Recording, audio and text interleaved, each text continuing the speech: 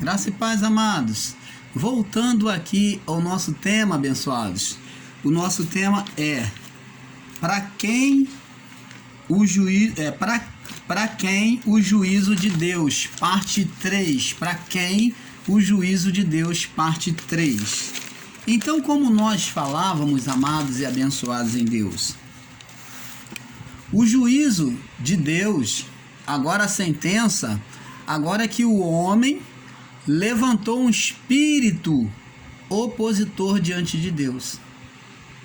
Ele levantou um espírito opositor. E o que seria esse espírito opositor? Quem seria esse espírito opositor?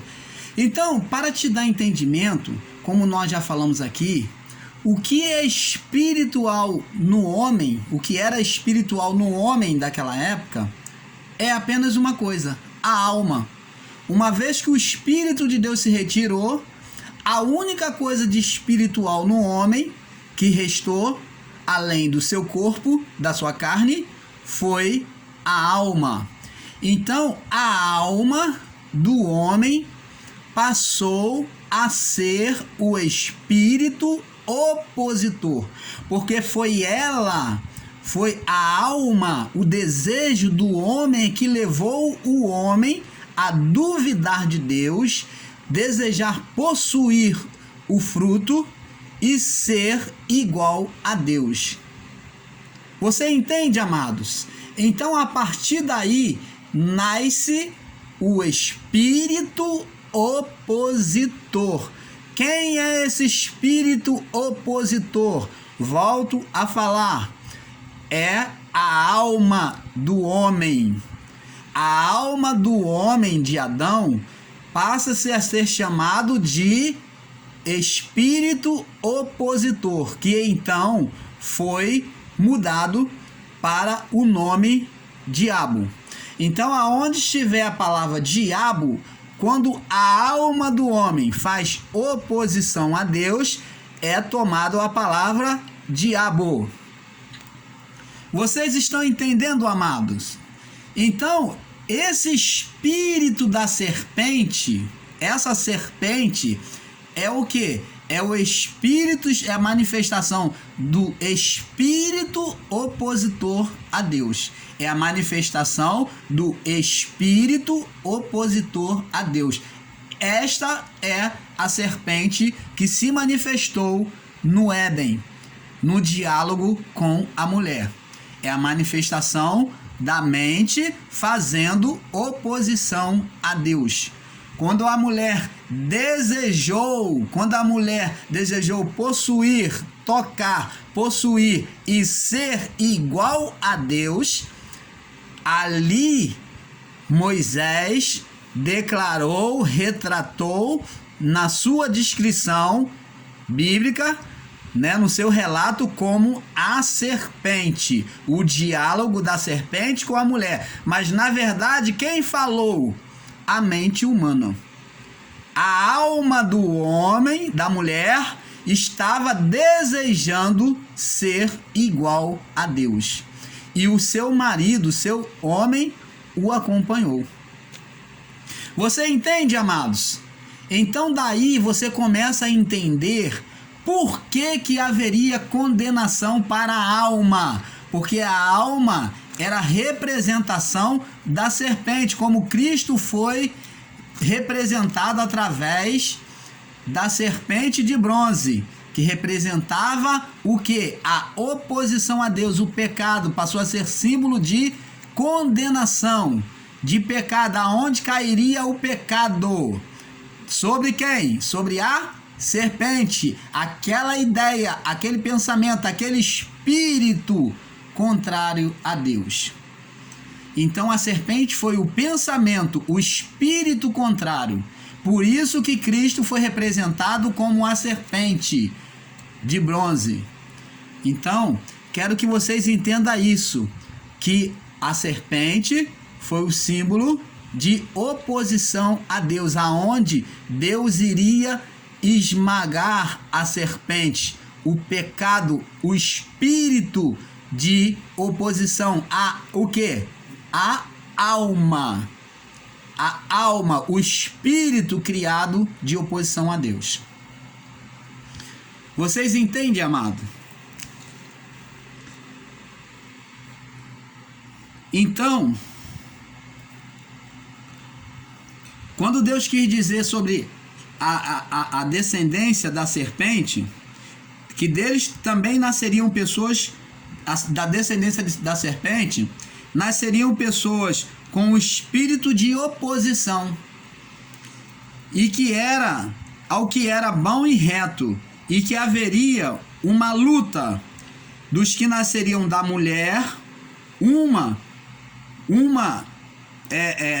descendência pisaria a cabeça da serpente, mas ela morderia o calcanhar. Então, uma descendência da serpente, da mulher, lutaria contra a serpente, estaria esmagando a cabeça da serpente. E outra iria querer morder o calcanhar. Então, nós temos representação daí de uma geração justa, de uma geração boa, que veio também dos nossos pais, Adão e Eva, e também tem aquela geração má, que luta contra o povo de Israel. E no final dessa jornada, o símbolo final é Cristo, aonde Cristo esmaga a cabeça da serpente. Ele se torna maldição e ele acaba com a sentença de morte. E Cristo, ele é traído, né?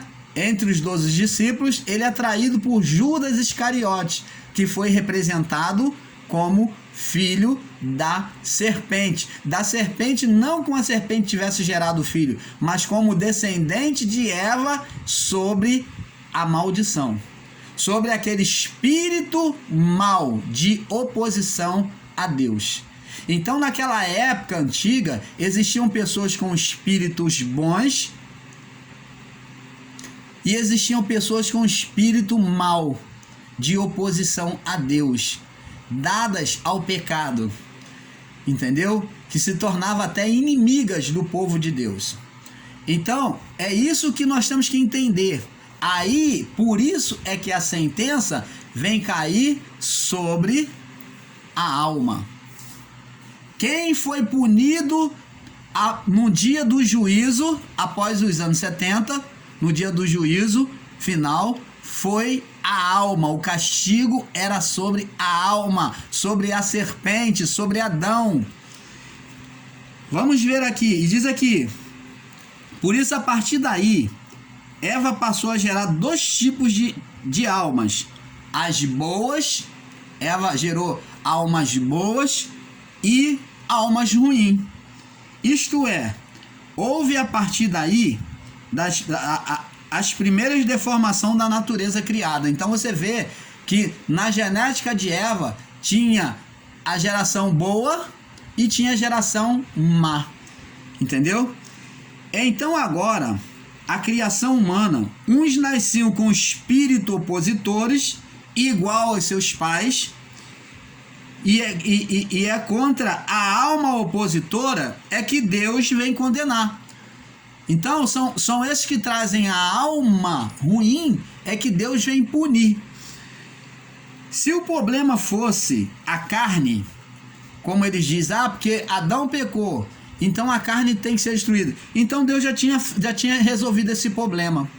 Então, amados, eu digo para você do sistema religioso, você das igrejas evangélicas, que você que também está em graça, que o problema de Deus não foi diretamente com a carne. Nós em graça já erramos ensinando isto, que Deus não tem problema diretamente com a carne. O problema de Deus era diretamente com o quê? A alma daquela época.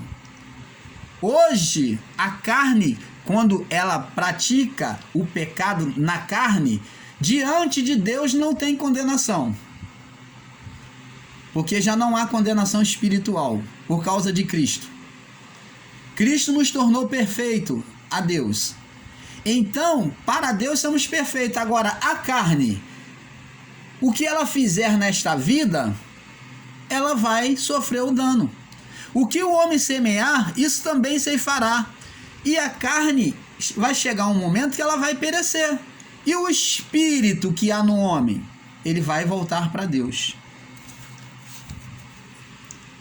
E diz aqui, se o problema fosse a carne, preste atenção, eu escrevi aqui, se o problema fosse a carne, o sacrifício de animais resolveria o problema. Eles teriam purificado. Você vê que o problema não é a carne.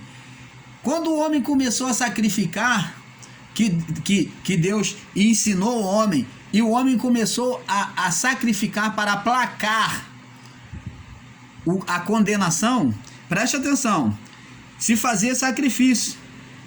Porque os sacrifícios, os sacrifícios de animais, eles tinham expressão espiritual.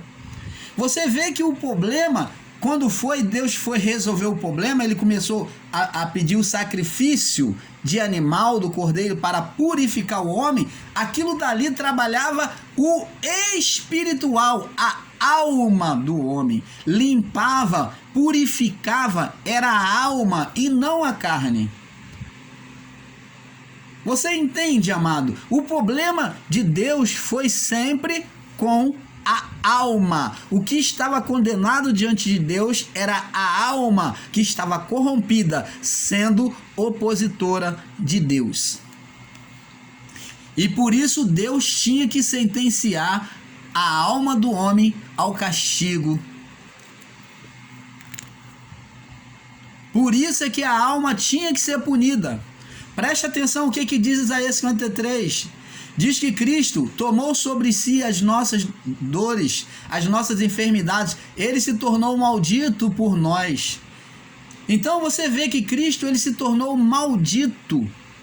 E diz a palavra seguindo, diz que o castigo que nos traz a paz estava sobre ele. Então, a alma humana de Cristo foi moída na cruz. Não foi só questão carne, mas a carne está ligada à alma. A alma estava ligada à carne. Então tinha que ir, o sacrifício tinha que ir vivo.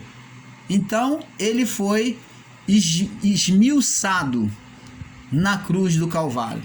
A alma dele sofreu, a alma sofreu a condenação. A alma humana de Cristo,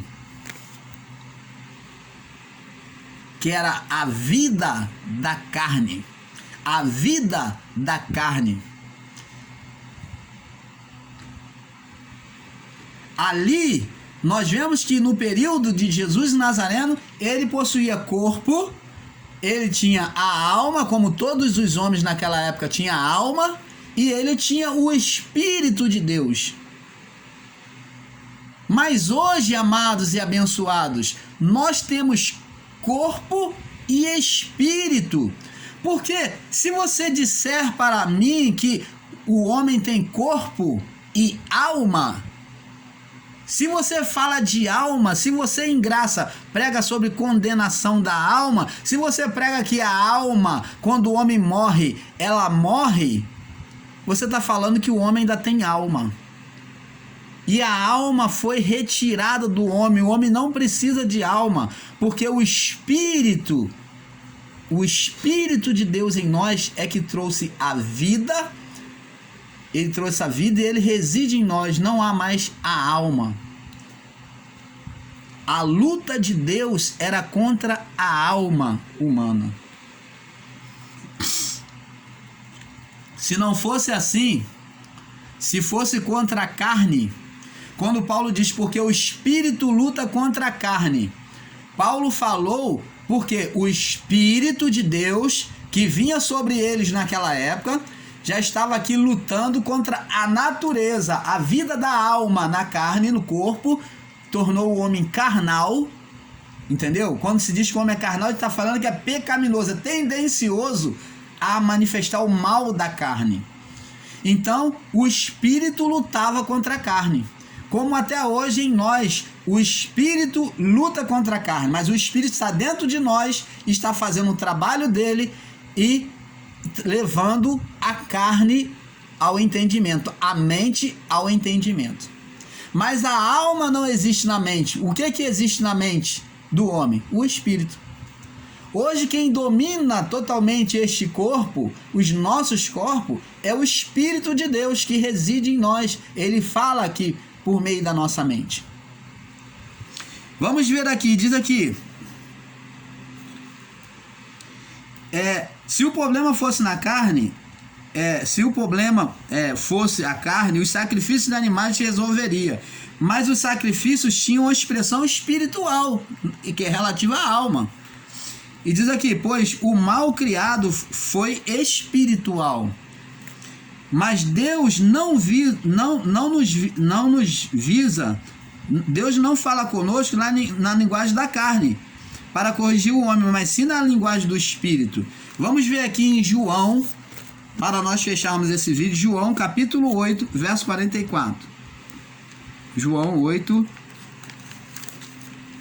44. Vamos ver aqui.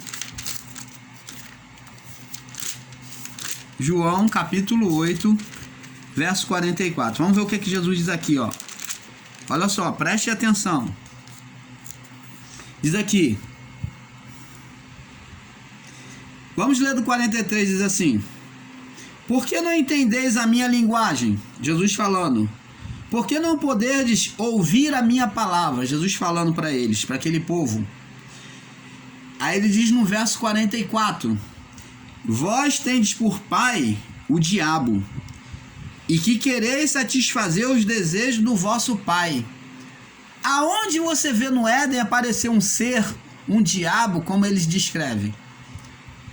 E aonde é que diabo foi pai de criatura humana? O ser que eles criam aí no sistema? O pai que nós temos, o pai é o criador. No caso aqui, o criador da genética humana. O nosso criador mesmo é Deus. Ele criou tanto o físico como o espiritual.